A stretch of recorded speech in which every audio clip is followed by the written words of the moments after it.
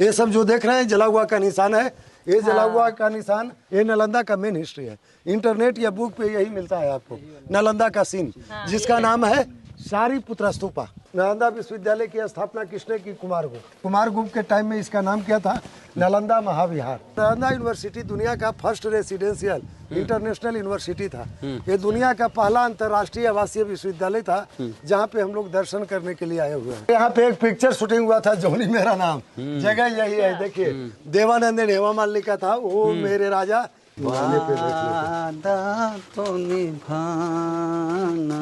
बख्तियार खिलजी को एक रोग हुआ था, पूरे दुनिया में ठीक नहीं हुआ, और कोई बता दिया कि नालंदा यूनिवर्सिटी जरा जाकर देखो। वैद्य बोले कि मैं तो इसको ठीक कर दूंगा, लेकिन इसको नालंदा का दवा खाना होगा। यदि नालंदा की दवा नहीं खाएगा तो ये नहीं ठीक हो पाएगा।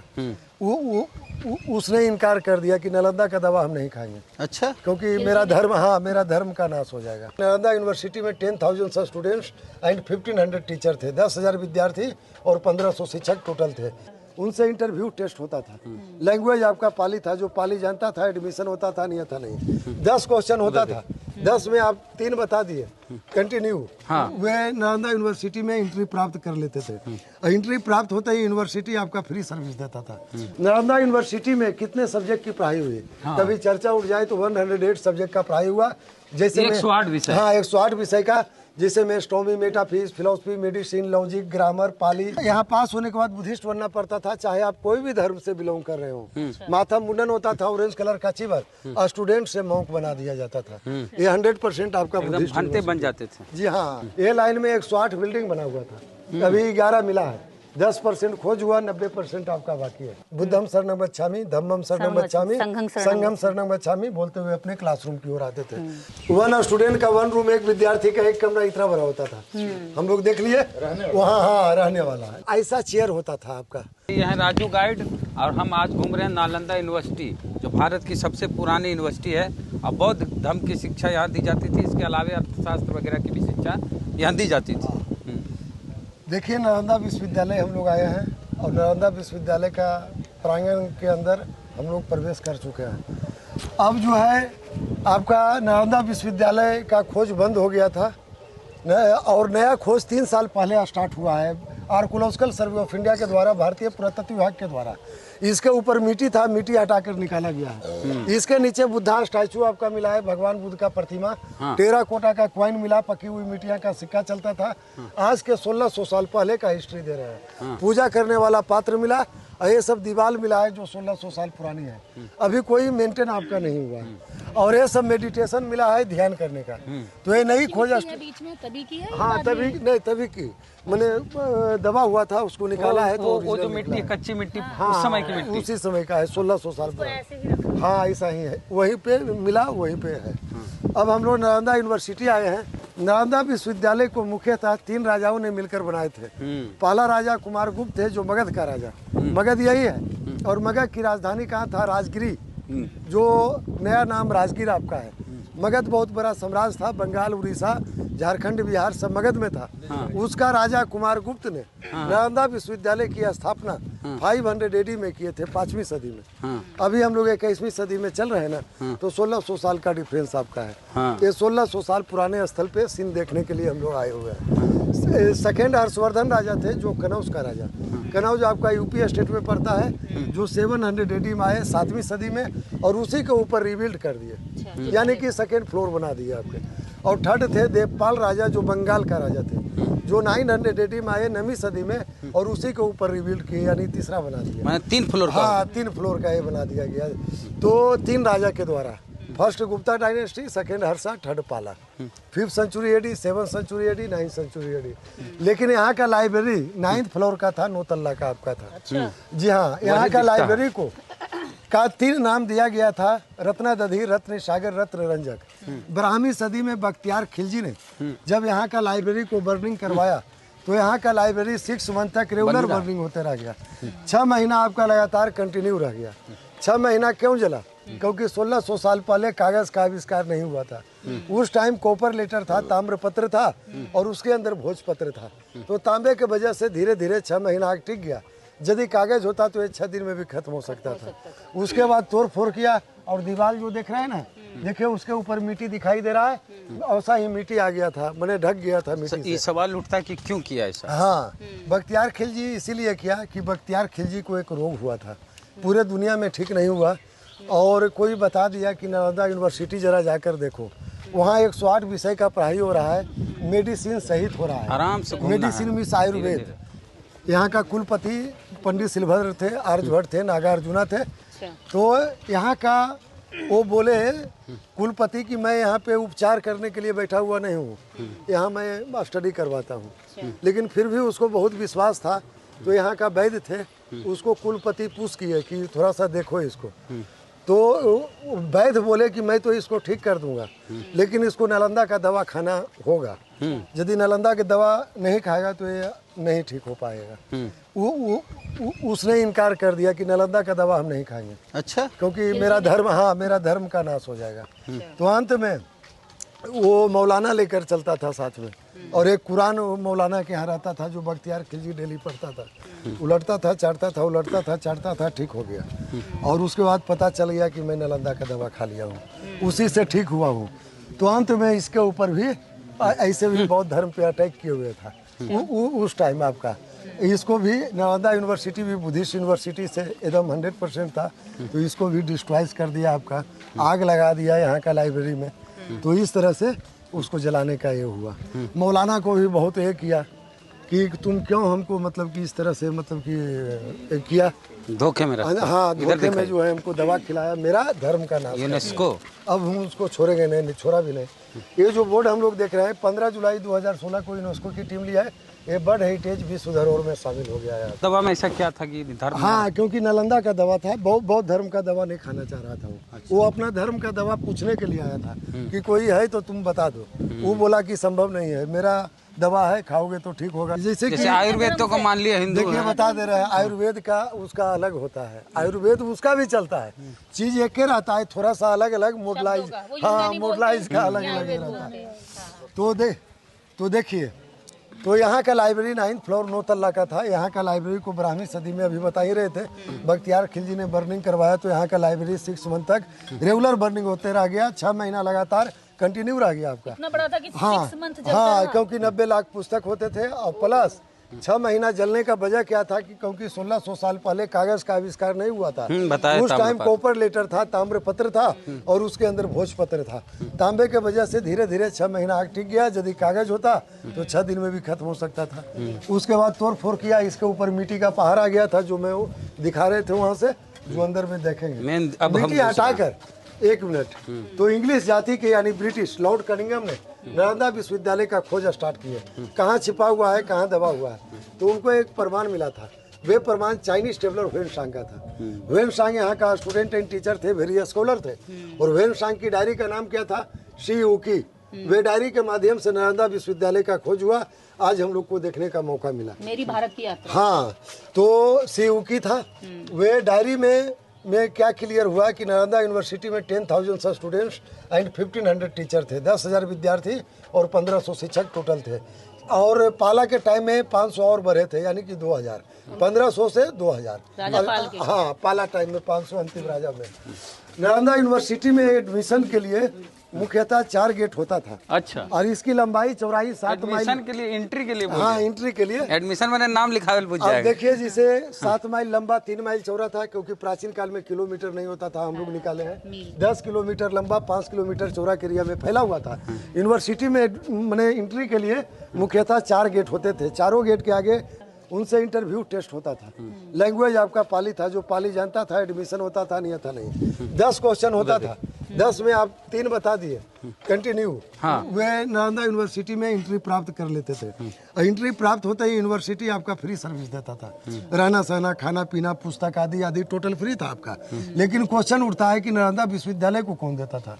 10,000 छात्र, 1,500 टीचर काफी संख्या में थे। तो आसपास के 200 गाँव का रेवन्यू राजा लेते थे, लगान लेते थे, उसमें लगान बोला जाता था।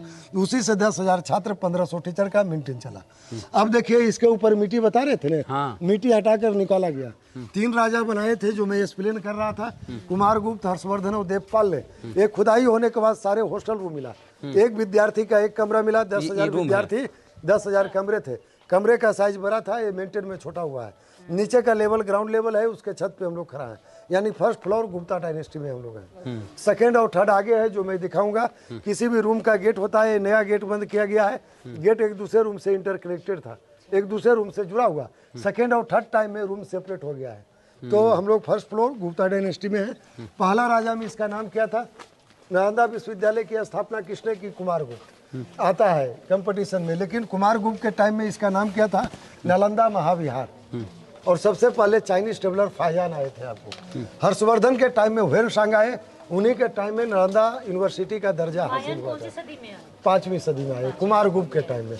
हर्षवर्धन के टाइम में ह्वेनसांग आए, जिनकी डायरी से खोज हुआ, आज हम लोग को देखने का मौका मिला और आज हम लोग कर रहे हैं। उन्हीं के टाइम में नालंदा यूनिवर्सिटी का दर्जा हासिल हुआ था। तो अब देखिए, अलग बिल्डिंग है, अलग बिल्डिंग है, दो बिल्डिंग के बीच में एक पैसेज है, रास्ता है, रास्ते में हम लोग चल रहे हैं। ये लाइन में 108 बिल्डिंग बना हुआ था, अभी 11 मिला है। 10% खोज हुआ, 90% आपका बाकी है। हाँ, और नया खोज 3 साल पहले स्टार्ट किया, जो मैं बता रहे थे। जी हाँ, तो वन बिल्डिंग में 32 रूम 32 कमरे मिले हैं, लेक्चर स्टेज मिला, लेक्चर हॉल, क्लासरूम, क्लासरूम के बीच में ड्रिंकिंग वाटर था, पानी पीने का व्यवस्था, जो अभी मैं दिखाऊंगा आपको। नालंदा यूनिवर्सिटी में कितने सब्जेक्ट की पढ़ाई हुई? कभी चर्चा उठ जाए तो 108 सब्जेक्ट का पढ़ाई हुआ। जैसे 108 विषय। हाँ, 108 विषय का, जैसे में astronomy, metaphysics, philosophy, medicine, logic, grammar, Pali. पास होने के बाद आपको चॉइस पूछता था कि आप कौन सा सब्जेक्ट पढ़ने आए हैं। आप लोग बोल दिए मेडिसिन, तो मेडिसिन का डिपार्टमेंट में जाइए। मैं फिलोसफी बोला तो फिलोसफी में, और 3 इयर्स का कोर्स होता था, 3 साल का। आयुर्वेद यहाँ से निकला? हाँ, यहीं से निकला। 3 साल का कोर्स होता था। पास होने के बाद एक सर्टिफिकेट मिलता था, जो पूरे दुनिया में वैलिड होता था। उस सर्टिफिकेट का नाम क्या था? यहाँ से जो भी पढ़ाई करके जाते थे विश्वगुरु कहलाते थे। पूरा नाम आपका था विश्वगुरु सारीपुत्रा 108 नालंदा विश्वविद्यालय, जो पूरे दुनिया में वैलिड होता था। सर्टिफिकेट का नाम? जी हाँ, सर्टिफिकेट का नाम। ये सब ओरिजिनल दीवार है। देखिए, मिट्टी, चूना, सुर्खी, दलहन, रावा, 5 तरह का मसाला था। फिर से हम लोग समझ ले, मिट्टी समझ रहे हैं, चूना, सुर्खी, ब्रिक्स पाउडर, इरका पाउडर, दलहन, उड़द दाल का पाउडर एक दूसरे से चिपकाता था, रावा, गुड़ का पानी, मीठा, बेल का जूस, ये सब मिलाकर बनाया था। क्योंकि आपका ये इंजीनियर इसका जब बनाने लगा तो बोला नेचुरल एयर कंडीशन के हिसाब से बना दो, और ये नेचुरल एयर कंडीशन के हिसाब से बनाया गया। विशेष बतावेंगे। हाँ, और यहाँ पे एक पिक्चर शूटिंग हुआ था, जोनी मेरा नाम, जगह यही है। देखिए, देवानंद ने हेमा मालिनी का था, वो मेरे राजा, देर से आई दूर से आई, वादा तो निभाया, वो मेरी रानी, यही जगह शूटिंग हुआ था। ऐसे बोलिए। और ऊपर सिपाही जी चल रहे हैं, नीचे देवानंद, हेमा मालिनी जी सूटकेस चेंज कर रहे हैं। अब तो सब ये गाना गाने पे वादा तो निभाना ओ मेरे राजा। ये जो चारों तरफ प्लेटफॉर्म जो देख रहे हैं, ये सब मेडिटेशन सेंटर, यानी ध्यान करने का स्थान मिला। ध्यान करने से ज्ञान की प्राप्ति होता था। एक मेडिटेशन पे 8 छात्र बैठते थे। हाँ, स्टेप बाय स्टेप 8 छात्र बैठता था उसका। और भगवान 8 क्यों? क्योंकि भगवान बुद्ध ने अष्टांगी मार्ग अपनाए थे, अपने शिष्यों को 8 मार्गों पे भेजे, इसीलिए एक पे 8 है। यहाँ पास होने के बाद बुद्धिस्ट बनना पड़ता था, चाहे हाँ, तो यहाँ पास होने के बाद बुद्धिस्ट बनना पड़ता था, चाहे आप कोई भी धर्म से बिलोंग कर रहे हो। माथा मुंडन होता था, ऑरेंज कलर का चिवर, स्टूडेंट से मॉन्क बना दिया जाता था। ये 100% आपका बुद्धिस्ट बन जाते थे। जी हाँ, यहाँ तो वही है, मतलब कि आपका, हाँ, वही ड्रेस था आपका। थोड़ा सा प्लान देख ले आज। देखिए, plan of the excavated remains at Nalanda. ये प्लान आपका 1 वर्ग किलोमीटर का है, जो आपका खोज हो चुका है। इसके ऊपर मिट्टी बता रहे थे ना, देखिए मिट्टी है ना, उधर देखिए मिट्टी, जिस पर पेड़ पौधा है, ऐसा ही मिट्टी था। मिट्टी हटाकर 1 वर्ग किलोमीटर में निकाला गया। वही अंदर आने के बाद सीन देख रहे हैं। ये तो पहाड़ टाइप का रहा। हाँ, मिट्टी का पहाड़ वैसा ही जो दिख रहा है। तो नालंदा यूनिवर्सिटी खोज होने के बाद 2 भाग में मिला। एक भाग बिल्डिंग बाई बिल्डिंग, जो बता रहे थे 108 बिल्डिंग, 10,000 छात्रों का पढ़ना लिखना रहना। और सेकेंड लाइन बुद्धा टेम्पल था, पूजा और ध्यान करना। 2 लाइन में यूनिवर्सिटी आपका चलता था। ये लंबा वाला जो देख रहे हैं, ये नालंदा का मेन हिस्ट्री है। इंटरनेट या बुक पे यही मिलता है आपको, नालंदा का सीन, जिसका नाम है सारीपुत्रा स्तूपा, जो भगवान बुद्ध का प्रधान शिष्य थे, उन्हीं के नाम पे स्तूप बना है। एक बार और रिपीट करते हैं, बड़ा मंदिर को स्तूप बोलता है, और छोटा छोटा मंदिर को आपका चैत्याज बोलता है। ये पाली वर्ड हुआ। जी हाँ, जो हम लोग हॉस्टल बोलते हैं, उसको उन लोग मोनास्ट्री बोलते हैं। तो डिपार्टमेंट वाइज डिपार्टमेंट बता रहे थे ना, 108 डिपार्टमेंट था, 108 मोनास्ट्री था। 1 मोनास्ट्री में 32 रूम 32 कमरे होते थे, और लेक्चर स्टेज, क्लासरूम, बीच में ड्रिंकिंग वाटर होता था, जो भी जहाँ उसी का डिजाइन है, जो भी हम लोग देखेंगे। यही पैसे से हम लोग अभी आए हैं, रास्ता से हम लोग यहाँ पे खड़ा हैं अभी। अभी 1 वर्ग किलोमीटर का अभी खोज हुआ है आपका। मोनास्ट्री नंबर 1 में हम लोग प्रवेश कर रहे हैं, सेम था सब।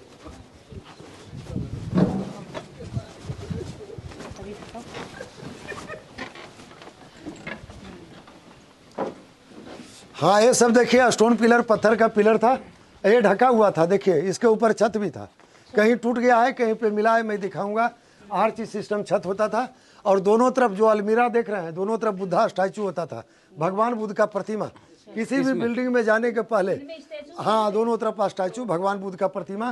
किसी भी बिल्डिंग में जाने के पहले आगे स्कॉलर गेट कीपर होते थे आपका, बुद्धिस्ट स्कॉलर गेट कीपर बोला जाता था। हाँ गेट के आगे गेट कीपर। और एक बिल्डिंग से जो 32 स्टूडेंट निकलते थे, 32 छात्र, तो आने के समय परिक्रमा करते हुए एक मंत्र पढ़ते थे जो आप लोग सुने होंगे, बुद्धम शरणं गच्छामि, धम्मम शरणं गच्छामि, संघम शरणं गच्छामि, बोलते हुए अपने क्लासरूम की ओर आते थे। ये सब जो देख रहे हैं जला हुआ का निशान है, ये जला हुआ का निशान, यहाँ पे एक गेट था और वही गेट जला था, उसी का निशान है। ये जले हुए के सारी हाँ सब मिट्टी में दबा हुआ है, सब मिट्टी हटा ज्यादा पके ये सब। हाँ टूटा भी है, कहीं पे वो मिला है, उसी को तो भग्नावशेष कहते हैं। अच्छा ये भी नीचे की। अब देखिए जो नाला हम लोग देख रहे हैं, अंडरग्राउंड वाटर ड्रेनेज सिस्टम था। जमीन के अंदर से पानी एक तालाब में गिरा देता था। मोहनजोदारो 5वीं शताब्दी में ये ब्रेन, हाँ बाद में मेंटेन किया इंजीनियरिंग। देखिए मोहनजोदारो एंड हड़प्पा की संस्कृति से वाटर ड्रेन स्नानागार का पता चला। यहाँ का कुलपति पंडित शिलभद्र थे, आर्यभट्ट थे, नागार्जुना थे। इस प्लान को लाए थे, 10 किलोमीटर लंबा तालाब में गिरा रहे थे आपका। तो 1 2 3 एक बिल्डिंग में तीन रूम जो होता था, उन लोग वाटर ड्रेनेज रूम बोलते थे। अभी उसी को हम लोग बाथरूम बोलते हैं। तो बट 32 स्टूडेंट पे 3 बाथरूम भी हुआ करता था। ये बाथरूम है क्या बेहतरीन हाँ तीनों तरीके रूम से जो होता डिजाइन था किया गया है। बाथरूम के। इसके ऊपर देखिए मिट्टी था, मिट्टी हटाकर निकाला गया, जो हम बता रहे थे ना। देखिए इसके ऊपर दीवार के ऊपर प्लास्टर भी आपका मिला है। वहाँ सामने देखिए प्लास्टर, यहाँ देखिए जो दिखाई दे रहा है, उस जमाने में तो सीमेंट नहीं था, बालू था जो हम लोग को दिखाई दे रहा है। सुर्खी था, ईंट का पाउडर तब रेड होता था, उकरा भी होता था, उड़द दाल था, लाइम चूना था, ये सब मिलाकर प्लास्टर था। इसके ऊपर कलर था व्हाइट कलर, जो शांति का प्रतीक माना जाता है। अभी भी बौद्ध धर्म का छोटा सा भी टेम्पल देखिए, सब व्हाइट कलर का रहेगा आपका।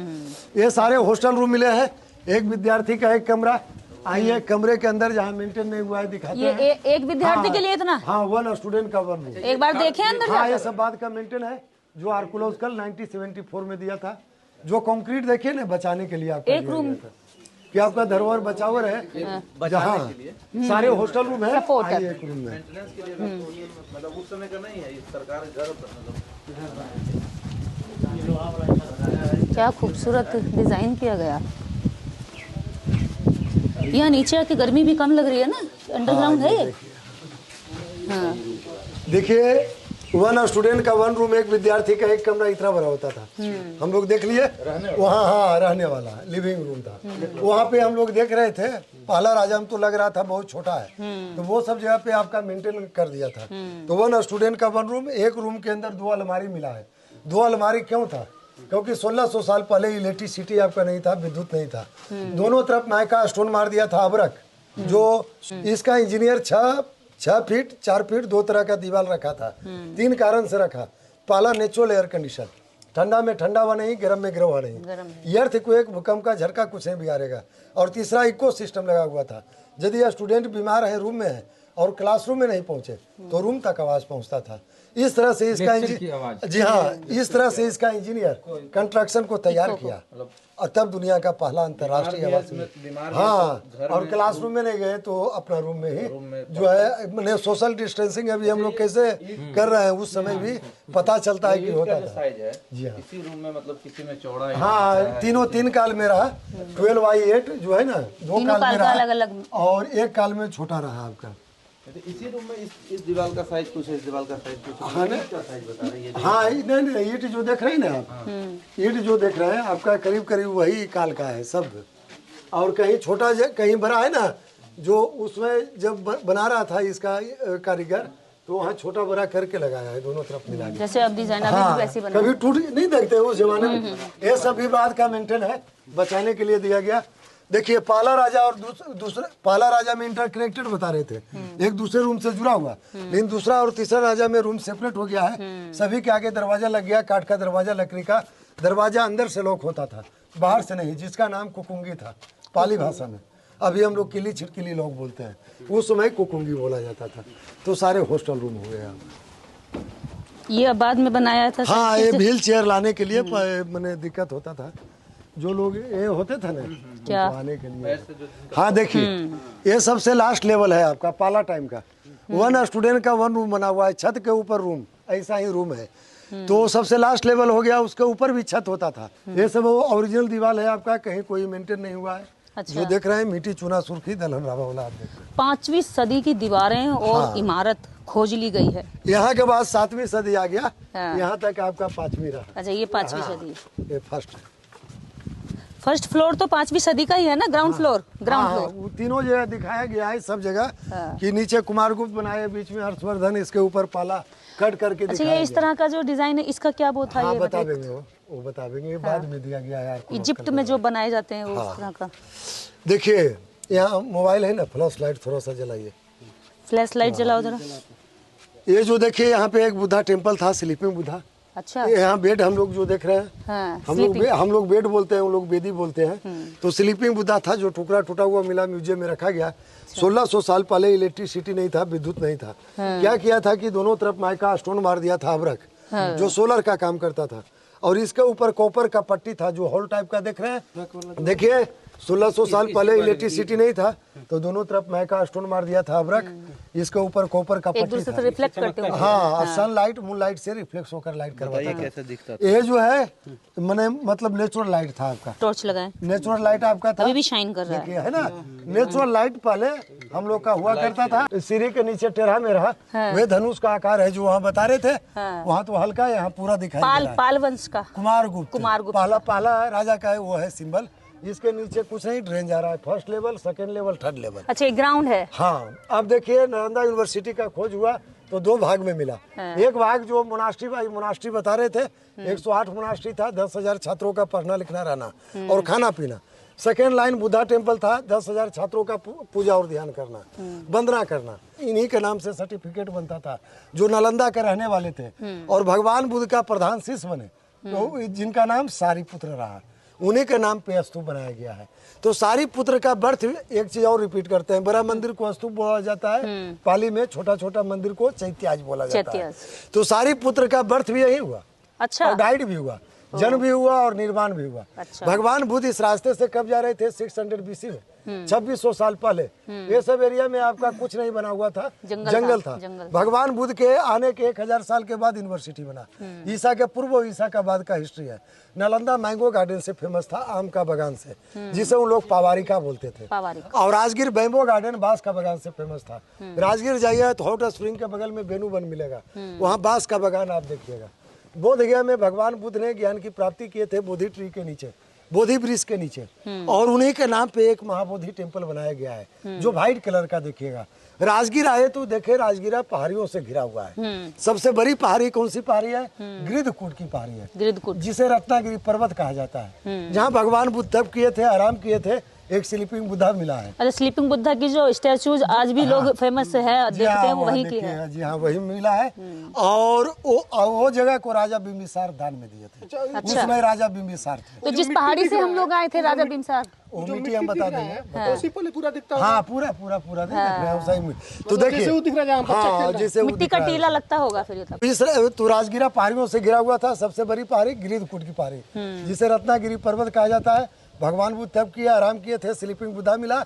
एक उजला स्तूप भी मिला है। अच्छा। वो पुरानी नहीं है, वो जापानी लोग बनाया है। तो वो उनके यादों में, इसलिए कौन सी उसमें बनाए हैं? जापानी स्तूप कहा जाता है, जापान के लोग। कौन सी ईस्वी में बनाए वो? हाँ, वो आपका बना था 1712 में। अच्छा, 1700। हाँ, अब ये देखिए, इस रास्ते से होते हुए कहाँ जा रहे थे? सारनाथ। जो आपका बनारस में स्थित है। जी। सारनाथ में धम्मचक्र प्रवर्तन का उपदेश दिए थे, वहाँ सभी शिष्यों को बुलाए, सबसे ज्यादा इंटेलिजेंट सारिपुत्र निकले।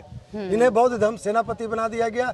भगवान बुद्ध के बाद यहाँ किसी का वंदना होता है तो सारिपुत्र का होता है। इनकी वंदना कौन करता है? बुद्धिस्ट लोग, Thailand, China, Korea, Japanese, Burmese, वियतनामी, Sri Lanka. भगवान बुद्ध के बाद इनकी वंदना होता है तो वंदना सफल हो जाता है। इसीलिए पूरे दुनिया आपके हाथ है। हम लोग में कैसे है, यहाँ गए वहाँ नहीं गए तो अधूरा रहेगा। वैष्णो माता के यहाँ गए, भैरव बाबा के नहीं गए। सम्राट अशोक आपको 84,084 स्तूप बनाए हैं। सिर्फ इंडिया के अंदर नहीं मिला, इंडिया के बाहर भी मिला। कंबोडिया, मलेशिया, थाईलैंड, श्रीलंका, सभी जगह स्तूप मिला है ऐसा। पहला स्तूप, हाँ, पहला स्तूप यहाँ से बनना स्टार्ट हुआ। अच्छा। और 84,000 स्तूप तक गया। और सांची स्तूप एक मिलेगा आपको। 84,000 बुद्ध स्तूप सम्राट अशोक बनाया, फिर उसके बाद बनाया। और उसके बाद एक सांची स्तूप आपको मिलेगा, सारिपुत्र जो भोपाल में आपको मिलेगा, उसका नाम है महामोगलायन स्तूप।